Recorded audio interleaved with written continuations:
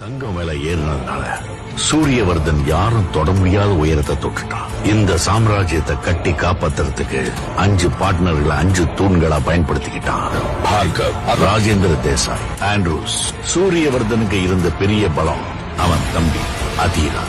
அவனோட சாமர்த்தியத்துல கட்டின இந்த கோட்டையில சூரியவர்தனோட மகன் கருடனோட பங்கு இருந்தது.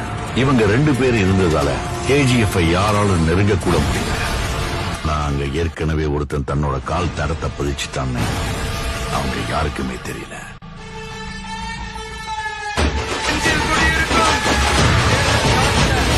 Powerful people come from powerful places. Andrews எப்போ பாம்பே ராக்கிக்கு அந்த சமுத்திரம் கூட சின்ன குளம் மாதிரி ஆயிடுச்சு.